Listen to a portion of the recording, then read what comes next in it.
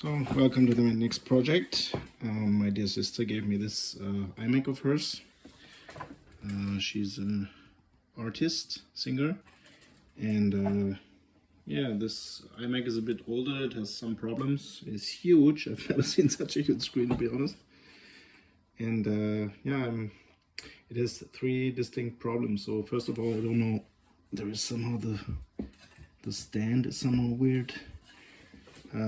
And the next one is that the operating system is a bit old, so the browser cannot be updated, and for content streaming and everything, this doesn't quite work.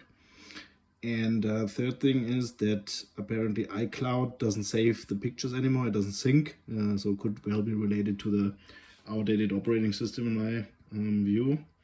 I have to say that I'm not really into Mac. I think you have to be somehow a special nerd to be that. But yeah, in my career I came across several Mac things, so I think I'm confident enough to try it. So first thing I did was to clean it. I used some one-time wipers because here you can see the switch, it was a bit dirty, and yeah, well, I think basic cleanliness I like before working on stuff.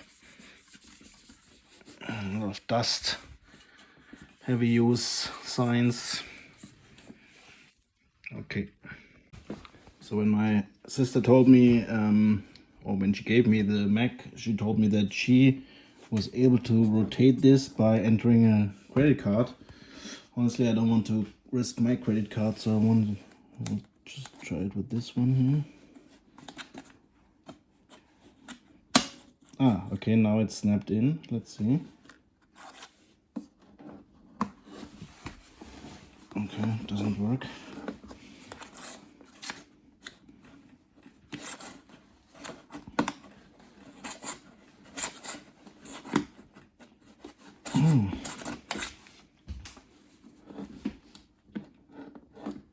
It doesn't work. So I decided to sacrifice this one. And I heard there is an angle needed, but seriously, guys, who develops such crap mechanisms? Why not put a button, a lever, something? It's just stupid. Okay guys, I'm giving up on this thing. I mean, it stands regardless, but this is really bullshit. You can see I worked this already pretty hard, but there is no way that this thing releases for whatever reason. Just doesn't want, I guess.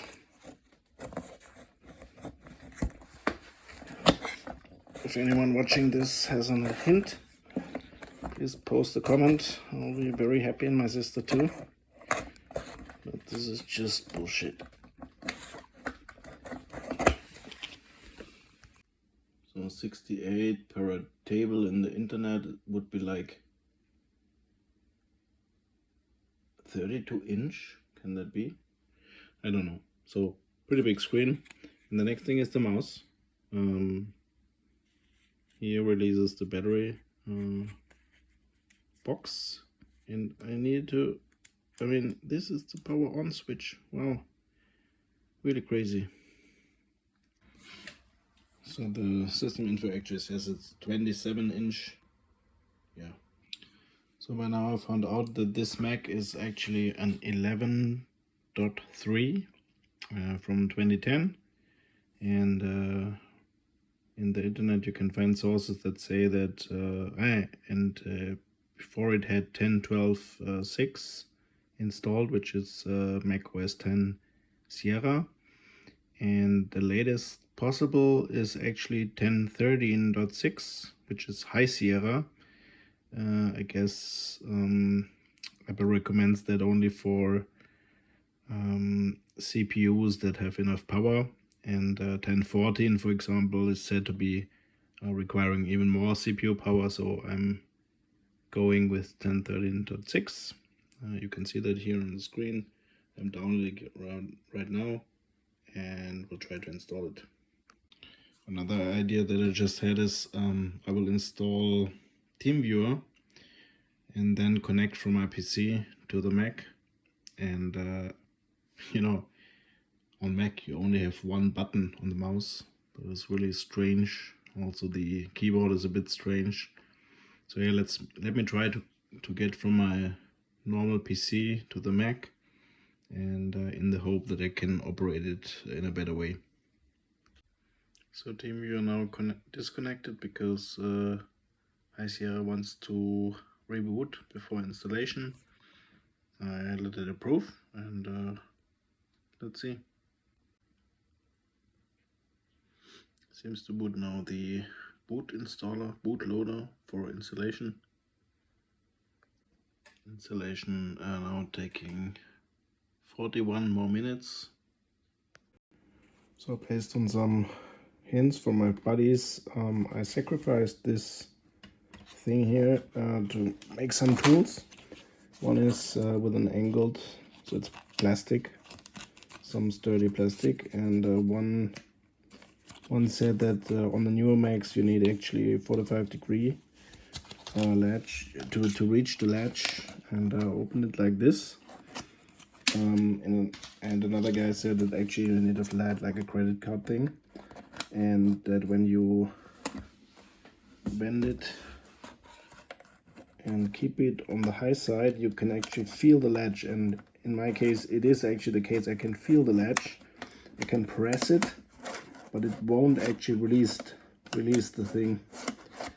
So something is really wrong with this. So I then found actually that this tool here is actually also flat enough, and with this I can really feel the latch, but again it won't release it.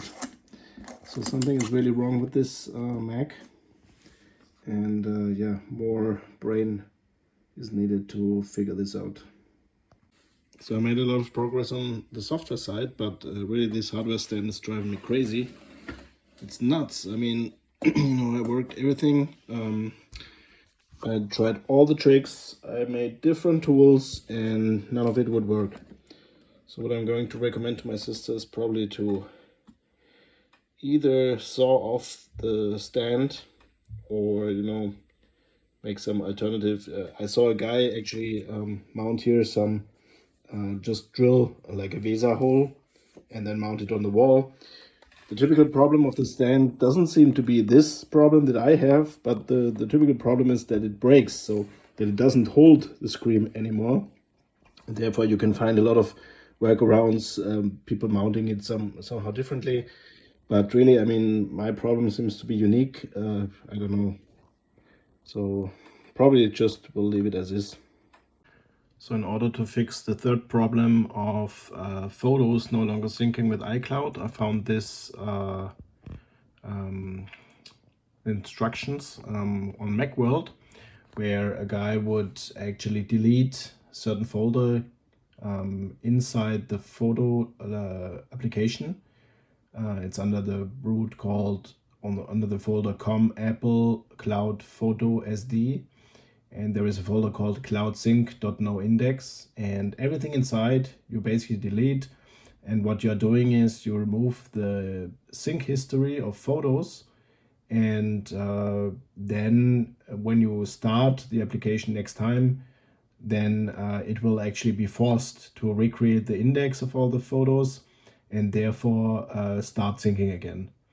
So there is a warning, and I can only recommend to also look at it this way, that Apple, of course, will not be held accountable for anything you are doing in the file system and inside the application. However, it was really the only thing that worked. There are a couple of other things you can do before you try this thing. For example, you could disable the cloud sync in Photos and re-enable it again, and apparently it has the same effect, that then it will start syncing again. However, in my case it really didn't work, and therefore this solution was the only thing that helped. So just wanted to quickly show you how I fixed the photosync issue. So in the Finder, you go to Pictures, and somewhere in the Pictures, if you sort by name, you can find this photo mediatek application. Now you show the package contents, you go to Private, and then com.apple.cloud.photosd is the folder that we need. There is this cloudsync.noindex, and then you basically mark and take all those files and scrap them. And you can see that actually it shows that today I recreated the files. That was by removing them, and then the application is forced to actually recreate them. If I now go, for example, now we have it's 1:49 p.m. And if I go to here, generated derivatives, you can see that there are files that are being created as we speak. That is a good testament of the fact that it's actually now recreating the index live as it uploads again the files that are stored on the iMac up to the iCloud. And therefore, for me, it's a good validation that actually it's working, and it's now syncing again all the many files that are really local. And yeah. So in review of working with this Mac, I must say that I'm quite happy with my PC.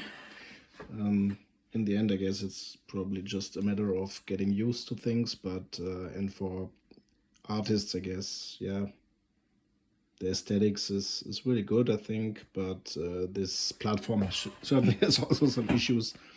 The PC obviously has the disadvantage that on PC you have kind of all combinations of hardware, and therefore many potential driver problems, incompatibilities. But on Mac, really, there are also issues that I don't think that the general user, I mean, the target audience of a Mac, which is supposed to be the non-technical people, I think they are lost in case something happens. And probably they would also be on PC, but yeah, I think I